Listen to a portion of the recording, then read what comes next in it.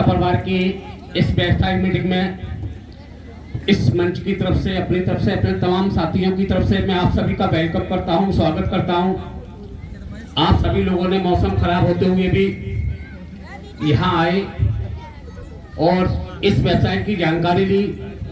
हमारे तमाम लीडर साथियों ने आपको इसकी जानकारी बताई, जॉइनिंग से लेके जॉइनिंग बेनिफिट, बिना काम के क्या क्या बेनिफिट हमें 8,000 में दिए जाते हैं, प्लस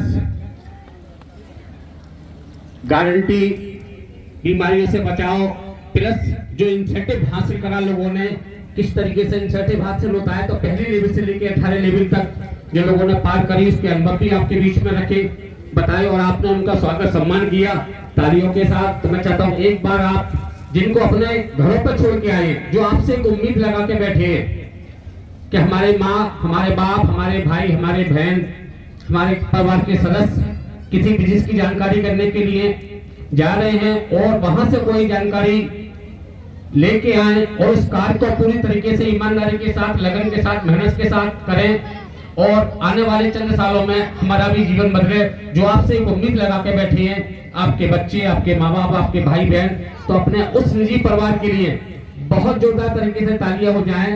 मोती क्या बोलते हैं, नगला मोती के स्टाइल में। बहुत बहुत धन्यवाद आप सभी लोगों के सहयोग के लिए।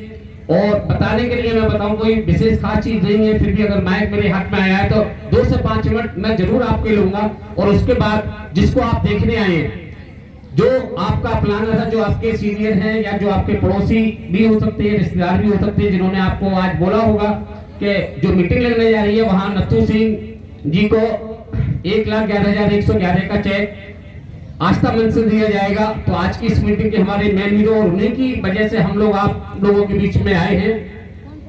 तो उन्होंने भी आज से लगभग 4-6 साल पहले या 2-4 साल पहले इस कंपनी में ज्वाइनिंग करी थी, जहां तक मेरी नॉलेज में है।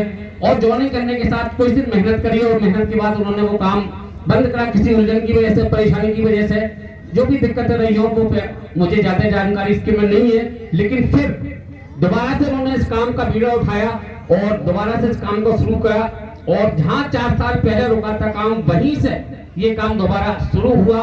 यानी किसी भी क्षेत्र में होते इसके अलावा तो मैं समझता हूं कि वहां 0 कर दिए जाते हैं। अगर आप कोई व्यापार में, किसी भी व्यापार में आप होते हैं, अगर उस व्यापार को आप 3 साल, 2 साल, 1 साल नहीं देखते हैं, वो व्यापार आपका 0 हो जाता है। किसी नौकरी में अगर आप होते हैं, अगर उस नौकरी को सही तरीके से नहीं देखते, इतनी लंबी गैप मार देती है 2-3 साल की, तो वो नौकरी से भी आपको सस्पेंड कर दिया जाता है। चाहे किसी LIC की एजेंसी में आप हो, अगर 12 महीने तक आपने जो काम कंपनी ने बताया वो करके नहीं दिया तो LIC भी आपको खत्म कर देती है। यानी हर काम दुनिया का खत्म हो जाता है, चाहे वो खेती से लेके बड़े से बड़े व्यापार और इंडस्ट्री तक, यानी फैक्ट्री तक भी अगर आप 1-2 साल देखभाल नहीं करेंगे तो फैक्ट्री भी आपकी फेल हो जाती है। लेकिन ये पहला बिजनेस है आस्था परिवार का है कि जहां जाओ वहीं सवेरा। जो काम उन्होंने 3-4 साल पहले शुरू करा था, किसी वजह से कुछ दिन करने के बाद बंद करा और फिर 4 साल बाद जब उन्हें लगा कि इसमें लोग बहुत आगे निकल गए, बहुत कामयाब हो गए, तो दोबारा से उन्होंने वीडियो उठाया और आज वहीं से वो खड़े हो गए। और जो भी उनकी कमी थी फॉर्मों की, वो फॉर्म जैसे ही पूरे होते हैं तो कंपनी ने पूरी ईमानदारी के साथ उनको चेक दिया। तो मैं चाहूंगा ऐसे कंपनी डायरेक्टर महोदय जिन्होंने ऐसा सिस्टम बनाकर तैयार करा कि कोई 0 पे नहीं होता, हर इंसान हीरो पे है और जब जो चाहे वहां से खड़ा हो सकता है। तो इतनी ईमानदारी के साथ जो उन्होंने बिजनेस बनाया, इसका नाम रखा आज तक, तो मैं चाहूंगा कंपनी डायरेक्टर महोदय मिस्टर अजय छाबड़ा जी के लिए भी जोरदार तालियां हो जाएं, जिन्होंने इतना सुंदर प्लान हमारे सामने रखा जिसमें हर किसी को एक मौका। तो ज्यादा कुछ न कहते हुए 2 से 5 मिनट में मैं अपनी बात रखूंगा और जो नथु सिंह जी आज की इस मीटिंग के मैनेजर जो है वो आपके बीच में बस आएंगे और उनकी बात को जरूर आप 2 से 1 मिनट गहराई से समझें, किस और उनको देखें भी कि किस उम्र में उन्होंने ज्वाइनिंग करी और किस उम्र में कितने दिन मेहनत करी आस्था में और किस तरीके से उनकी मजाक बनी और उन्होंने ये चेक हासिल करा। और अपने बारे में बताऊं तो नाम मोहम्मद रिशाद, निवासी कटरा बाजार, सहाबा जिला कासम से बिलोंग करता हूं। मैं भी आप ही के बीच का हूं, कोई विदेश से नहीं आया, आप ही के बीच का हूं। आज से लगभग 18 साल पहले मैं ताले बेच के अपने परिवार को पालता था। पढ़ाई लिखाई मेरी 2 तक है, मदरसे में 2 तक पढ़ाई लिखाई करी है मैंने, एक सादा स्कूल में। और ये बिजनेस जब मेरे सामने आया तो मैडम ने बताया सारे हालात बहुत ज्यादा खराब थे, पैसा 8,000 क्या, मेरे पास 800 रुपए भी देने के लिए नहीं थे, लेकिन मेरे सीनियर ने मुझे एक ही चीज समझाई थी कि जब बुरा वक्त आता है, किसी के सामने बुरा वक्त जब आता है तो वो कभी कह सुन के नहीं आता, अचानक आता है। और उस बुरा वक्त को टालने के लिए आदमी 8,000 नहीं 80 हर की भी जरूरत पड़ती है। तो घंटे 2 घंटे में, जैसे हमारे मां साहब ने बोला, किसी और लीडर साथी ने बोला कि उस बुरा वक्त को टालने के लिए आदमी 85,000 की व्यवस्था चंद घंटों में कर लेता है। चंद घंटों में 85,000 व्यवस्था करके वो डॉक्टरों की टेबल पर पहुंचा देता है उस बुरा वक्त को टालने के लिए, और कभी भी आ जाता है। तो यहाँ अच्छा वक्त लाने के लिए उन्होंने कहा मुझ पर भरोसा रखो। मेरे सीनियर में चाहूंगा, मेरे सीनियर मिस्टर राजेश कुमार गुप्ता और उनके सीनियर रामनीत सिंह चौहान साहब और उनके सीनियर गिरिचंद साहब जी और उनके भी सीनियर उत्तर प्रदेश के प्रथम ड्रीम हाउस अचीवर, जिन्होंने उत्तर प्रदेश में हमसे भी पहले ज्वाइनिंग करी पूरे उत्तर प्रदेश के अंदर, और एक विश्वास के साथ उन्होंने काम करा और 2.5 साल के अंदर ड्रीम हाउस हासिल करा था। तो मैं चाहूंगा इन चारों महान मूर्तियों के लिए जोरदार तालियां हो जाए कि लोगों ने 2.5 साल के अंदर 18 लेवल पार करी। वो पढ़े लिखे थे, उसी सर्कल से उन्होंने काम करा, सिस्टम को फॉलो करा और 2.5 साल के अंदर पहले ड्रीम हाउस अचीवर बन के आए। उनके बाद में फिर 3-4 लोग और ड्रीम हाउस बने। उसके बाद में कहीं मेरी ज्वाइनिंग हुई और मेरी ज्वाइनिंग के साथ जब मैंने कदम रखा तो उस वक्त मेरे हालात जैसे सुन चुके हैं आप लोग, ना मेरे घर में बाइक थी, ना मेरे घर में कोई वाहन था किसी भी तरीके का। एक साइकिल जरूर हुआ करती, पुरानी सी साइकिल थी और बस लगन लग गई थी। उसी पुरानी साइकिल से सीनियर से काम सीखा, 4-6 दिन उसके साथ रहे, 50-40 लोगों से मुलाकात कराई। उन 50-40 लोगों में से 10-5 लोग साथ आए, बाकी लोगों ने मजाक उड़ाई थी। वो जिन लोगों ने मजाक उड़ाई उनका भी बुरा नहीं लगा, और जो लोग हमारे साथ आए, जो भी 4-6 लोग हमारे साथ आ गए 50 में से, बस उन 4-6 लोगों के साथ हम मेहनत करने लगे। उसी साइकिल पे ले जाके अपने गांव जाना, लोगों को बताना, समझाना। 50 को बताते तो 20 तो 10 तो आने ही आना होते थे। जरूर नहीं है 50 के 50 आ जाए। हर इंसान को कभी खुश नहीं कर पाता। आज सुबह की घटना है, मैं दूध लेने गया था, वैसे मेरा बच्चा जाता है लेकिन आज मैं गया, वो रात को देर तक पड़ा। तो मैं उनसे दूध वाली से पूछ रहा था, दूध वाली जो लेडीज थी, बहन जी थी हमारी, उनसे मैं पूछ रहा था कि बहन जी ये बारिश जो हो रही है यार, तो इस बारिश से फसलों को फायदा है ना, गेहूं को फायदा है, लाई को फायदा है कहीं ना कहीं। बोले हाँ फायदा तो है। मैंने कहा तो ये जो अभी मटर चल रही है, मटर को हो सकता है नुकसान हो?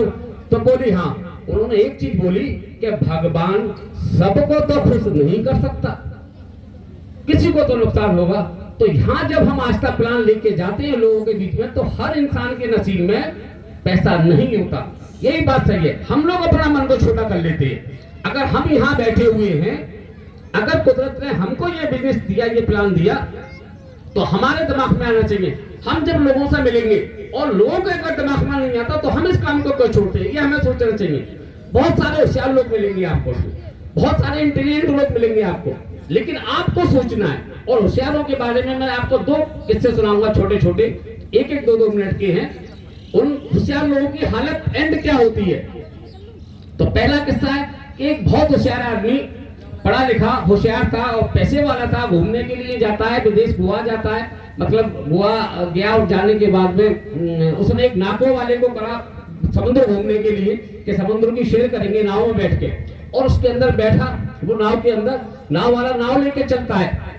जब वो नाव काफी आगे निकल गई समुद्र के अंदर, काफी गहराई उसमें पहुंच गई बीच के अंदर, तो उस समझदार इंसान ने, मैं यहाँ भी देख रहा हूँ कुछ हमारे समझदार साथी जो लगातार अपनी मीटिंग कर रहे हैं, लगातार मंच से बैठ के देख रहा हूँ बहुत सारे हमारे साथी बहुत गौर से एक लीडर को सुन रहे हैं, लेकिन बहुत सारे होशियार साथी बहुत देर से मीटिंगें कर रहे हैं, जो उनकी मीटिंग चल रही है, जो चेहरे से भी लगती है कि हाँ बहुत ज्यादा इंटेलिजेंट है। उन इंटेलिजेंटों की मैं कहानी आपको बताने जा रहा हूँ, क्या होता क्या उनके साथ लाइफ में। तो बहरहाल वो जो इंटेलिजेंट बंदा था, जो नाव में बैठा हुआ था, नाव की शेयर कर रहा था, तो जब नाव काफी आगे बढ़ गई तो उससे कहा कि कुछ तो बातचीत कर ही जाए, वक्त कैसे काटे, शेयर भी करें और बातचीत भी करें। तो उसने नाव वाले से एक सवाल करा कि भाई ये बता तुझे इंग्लिश आती है? वो नाव बेचारा चलाने वाला सीधा साधा आदमी हम जैसा, वो बोला था ना मुझसे तो नाव चलानी, वो सॉरी आप पे इंग्लिश आती है? तो ना बोला नहीं साहब मुझे नाव चलानी आती है, इंग्लिश नहीं आती साहब, परिवार में पैसा नहीं था इतना कि हम पढ़ पाते, हमने तो कभी स्कूल का मुंह भी नहीं देखा, इंग्लिश क्या, हमें तो कुछ भी नहीं आता, बस नाव चलानी आती है, नाव चलाते इससे अपना पेट भर रहे हैं। तो बोले अरे तो आज के जमाने में इंग्लिश नहीं आती तो तेरा जीवन 1/8 1/3 बेकार यानी तिहाई बेकार, यानी 1 रुपए में 75 पैसे भर तेरा जीवन बेकार होगा। तो इंग्लिश नहीं आती आज के वक्त में उसे कि जो भी हो सर, जो भी हो। फिर उसने आगे थोड़ी नाव आगे चली, फिर उसने सवाल लगा, अच्छा ये बता इंग्लिश नहीं आती तो हिंदी तो आती होगी, हिंदी तो पढ़ा होगा। और नहीं साहब हिंदी भी पढ़े नहीं, हम तो स्कूल ही नहीं गए, आपको बताया था। बोले तो अब तेरा जीवन 1/2 यानी आधा बेकार, तेरा जीवन आधा बेकार। इंग्लिश तुझ पे नहीं आती, हिंदी तुझ पे नहीं आती। फिर उसने तीसरा सवाल डाला। तीसरा सवाल उसका था कि ये बता भाई, चल इंग्लिश नहीं आती, हिंदी नहीं आती, लेकिन गणित तो आता होगा, यानी जोड़ घटाव तो आते होंगे। और इस साहब मैंने तो कभी सीखे ही नहीं, मैं तो स्कूल ही नहीं गया, पहले भी आपको बोल चुका हूँ। और तो तेरा जीवन अब 1/3 बेकार हो गया, यानी रुपए में 12 आने भर तेरा जीवन बिल्कुल बेकार। वो बातें कर ही रहे थे, नाव आगे जा रही थी, समुद्र की सैर कर रहे थे, नजारे ले रहे थे। अचानक समुद्र में बवंडर उठा, तूफान उठा समुद्री। नाव वाले को लगने लगा ये मेरी नाव किसी भी कीमत पर अब नहीं बच पाएगी, मैं कितनी भी कोशिश कर लूं किनारे तक नहीं पहुंच सकता।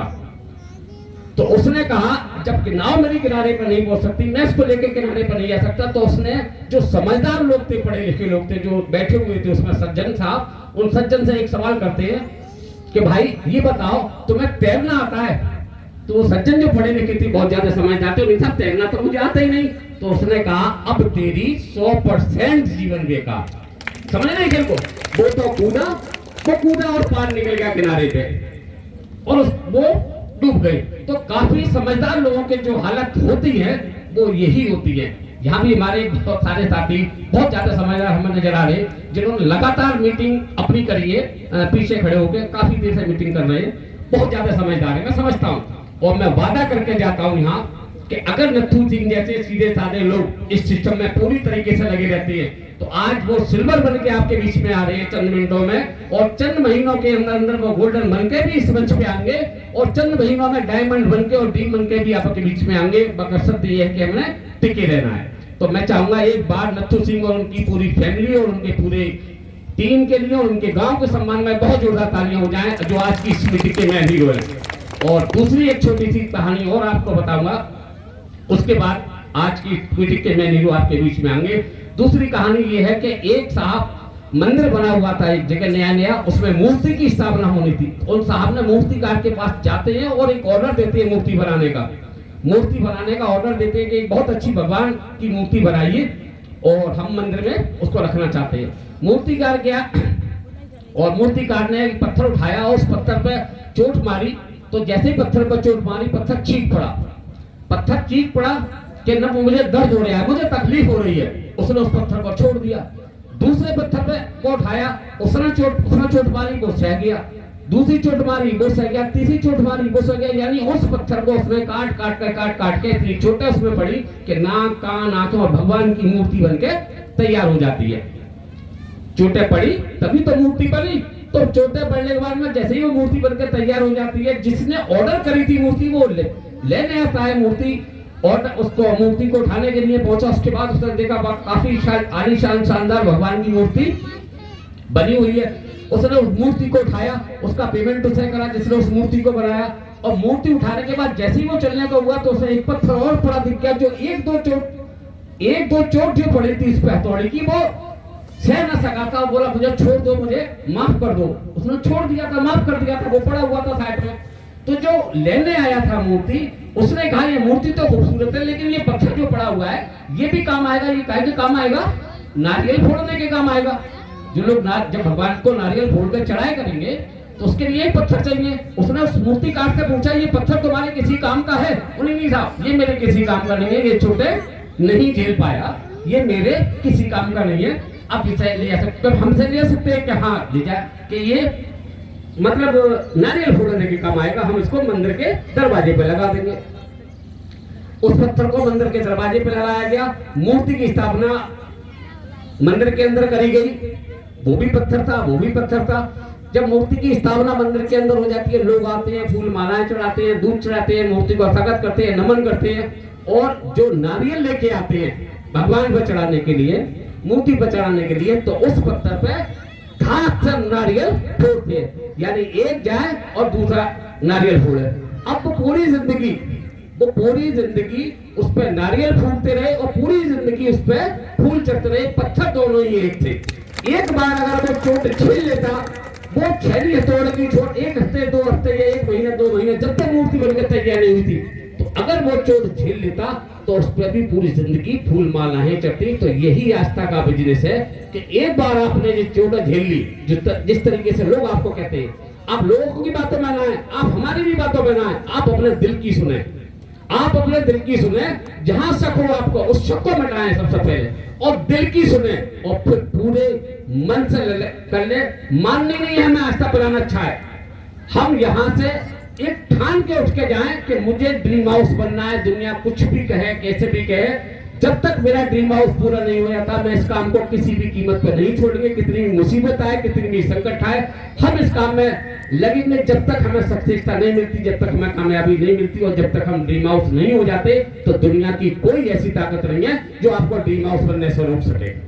और ज्यादा मैं न कहते हुए कुछ तो मैं समझता हूँ समय का भी अभाव है। आप यहाँ से ठान के लेके जाएं, और एक बार आपको चोटें झेलनी पड़ेंगी, ये भी मैं कह रहा हूँ। यहाँ से जाते ही लोग आपकी हवा निकालना शुरू करेंगे, यहाँ से जाते ही लोग आपको, यहाँ तैयार खड़े हुए हैं, लोग तैयार खड़े हुए हैं। जैसे कि आप पहुंचेंगे घर में तो सारे के सारे जो हवा भरी गई है, ये जैसे कहते हैं टायर में हवा भरती है, और एक हल्का सा पिन लगा दे तो सारी की सारी हवा निकल जाती है। उस पिन में नहीं आना है, आपने लोहा नहीं बनना है, आपने चुम्बक बनना है। कि अगर आपकी तरफ कोई आए, मेरी तरफ जब कोई आता था, जिस वक्त मैंने आस्था में ज्वाइनिंग करी थी, जिस वक्त मैंने आस्था की मीटिंग देखी थी, जैसे आप देख रहे हैं इसी तरीके से मुझे भी मीटिंग देखने को मिला था 19 साल पहले। ये मौका जब मैंने मीटिंग देखी, सामने ड्रीम हाउस को देखा, और मैंने जो कसम खा कर उठाता मैं उस कुर्सी से कि एक दिन मैं भी इस मंच पे आऊंगा, तो उस वक्त के बाद मैं कभी लोहा नहीं बना, मैं हमेशा चुम्बक बन गया। लोग जो मेरे दायरे में आ गए, या तो मेरे साथ आ या फिर दूर भाग, या तो मेरे साथ आए या दूर भाग। मैं उन कभी भी नेगेटिव लोगों के बीच में नहीं गया, जो नेगेटिव लोग थे। और जो लोग मेरे साथ थे, मेरे सहयोगी थे, जो भी मेरे दायरे में आया, उसको मेरी तरफ आना ही था, चाहे तो कोई सही। कुछ लोग शुरू में आए, कुछ लोग मेरे सिल्वर बनने के बाद आए, कुछ लोग मेरे गोल्डन बनने के बाद आए, लेकिन आना ही था। तो आप भी यहाँ से कसम खाओ कि आपके अगर 6 फुट के दायरे में जो बंदा, जहां आप रह रहे हो, जिस सर्किल में आप रह रहे हो, जहां भी आप जा रहे हो, अगर 6 फुट के दायरे का बंदा आपके साथ नहीं आता है आस्था में, तो आप उससे 600 फुट की दूरी बना लो, या तो मेरे साथ आ। अगर तुझे सबसे ज्यादा है कामयाब होना है, या मेरे काम में कमी बता, या मेरे काम में कमी बता, कहीं से भी कोई कमी बता, कहीं से भी कोई नुकसान बता। तो ये चीज जिस दिन आपने ठान ली कि अगर मेरे साथ कोई भी, जो भी मेरे आसपास 6 फुट के दायरे में आएगा, उसे मैं हर कीमत पे आस्था परिवार में लेके आऊंगा, हर कीमत पर। और नहीं तो मैं उससे 600 फुट की दूरी बना लूंगा। आप उस नेगेटिव लोगों से दूर हो जाओ, क्योंकि जैसा वो कहते हैं सोबत का असर बहुत बुरा होता है, बहुत जल्दी आ जाता है हम लोगों के ऊपर, सोबत का असर बहुत जल्दी आ जाता है। तो ज्यादा कुछ ना कहते हुए, आपने अच्छी संगत, अच्छी सोबत में रहना है। जो सबसे जो लोग हैं, आप उन्हीं से इसकी मशवरा पूछेंगे। अच्छा एक चीज बताइए, कोई भी किसी भी क्षेत्र में हम कामयाब होना चाहते हैं, किसी भी क्षेत्र में, मान के चलो हम कोई मैकेनिकल का काम सीखना चाहते हैं, मोटरसाइकिल का काम सीखना चाहते हैं। जिसने कभी मोटरसाइकिल का काम ना सीखा हो, ना करा हो, ना पूरा होशियार मिस्त्री हो, आधा अधूरा मिस्त्री हो, या उसने मोटरसाइकिल जानता ही ना हो, खेती किसानी जानता हो, हम उससे काम सीख लेंगे क्या? अगर हम मास्टर बनना चाहते हैं तो हमें मास्टर से ही करना पड़ेगा। हमें अगर मैकेनिक बनना है तो मैकेनिक के ही पास जाना पड़ेगा। तो हमें अगर कोई आस्था में जब सक्सेस होना है, तो आस्था के जो सक्सेस लीडर है, आस्था के जो कामयाब लीडर है, जिनका लगातार ग्रोथ जाता है, जिनके लगातार काम जाते हैं, जो लगातार मेहनत कर रहे हैं, आप उन्हीं से तो मशवरा करेंगे। कभी पेट में दर्द होने पे आप वकील से मशवरा करोगे, वो आपको कभी सही नहीं देगा। कभी किसी से झगड़ा होने पर, कोई मुकदमे से बचाव के लिए आप किसी डॉक्टर के पास जाएंगे, जबकि पढ़े लिखे दोनों हैं, वो कभी आपको सही मशवरा नहीं देगा। तो सही मशवरा जो देगा, जो उस खेल का सही खिलाड़ी होता है। तो यहाँ भी आपने जो आस्था का आपका सीनियर जो आपको आज बुला के लाया है इस मीटिंग में, जो आपकी लाइफ बनाना चाहता है, आपकी जिंदगी में बदलाव लाना चाहता है, तो मैं चाहूंगा एक बार उसके लिए पहले जोरदार तालियां हो जाएं। वो आपके जीवन बदलना चाहता है, भले वो अपना जीवन बदल पाए ना बदल पाए, अगर वो लगातार मेहनत करेगा तो आपसे पहले उसका जीवन बदलेगा। और अगर वो लगातार मेहनत नहीं करेगा, ये भी कोई जरूरी नहीं होता कि उसी का जीवन पहले बदले। अगर आप उससे आज ज्यादा मेहनत कर जाते हैं तो आप उससे पहले कामयाब हो जाते हैं। ये मेरे साथ में भी हुआ। जिस सामने मुझे प्लान दिखाया था वो साफ ड्रीम हाउस नहीं है, वो सिल्वर स्टार है, उनका लक्ष्य सिल्वर तक का। मैं डबल ड्रीम हाउस हो गया और मेरी टीम में 8 ड्रीम हाउस और निकल गए मेरी टीम में। तो ये मेरा लक्ष्य बन गया था, मेरा वहां से लक्ष्य बन गया। तो आप अपना लक्ष्य लेकर यहाँ से जाएं, और मैं समझता हूँ इससे बेहतर दुनिया का कोई काम नहीं है। अभी पिछली 19 तारीख को हम लोग एक मीटिंग करके आए हैं, आज से ठीक 3 दिन पहले नवाब वैली में। उस मीटिंग में 4 लोग एक साथ डायमंड हुए थे। 4 लोग एक साथ डायमंड का मतलब समझते हैं। 4 लोगों ने एक साथ गाड़ियां खरीदी, 3 ने गाड़ियां खरीदी, चौथी ने प्लॉट खरीद लिया, एक लेडीज थी। वो मीटिंग करके आए हैं, अभी उसको तीसरा चौथा दिन है, एक साथ और हमारे डायमंड निकल चुके हैं। हैदर अली साहब है जिनका 2 फरवरी को कार्यक्रम अलीगढ़ में होने जा रहा है, जो वो भी कार लेके आए, वो कभी हकीम भी करते थे। और जो 4 लोग डायमंड हुए उसमें 2 मजदूर टाइप के थे, एक लेडीज जो थी जो सर्विस करती थी या सर्विस की तलाश में रहती थी, पढ़ाई लिखाई कर रही थी, सर्विस की तलाश में रहती थी। यानी हर तरह का इंसान इस पर कामयाब हो गया, जो भी ठान लेता है। तो आपने भी यहाँ से ठान के जाना है। और इसी के साथ मैं बुलाना चाहूंगा आज की इस मीटिंग के मेन हीरो श्री नत्थु सिंह यादव।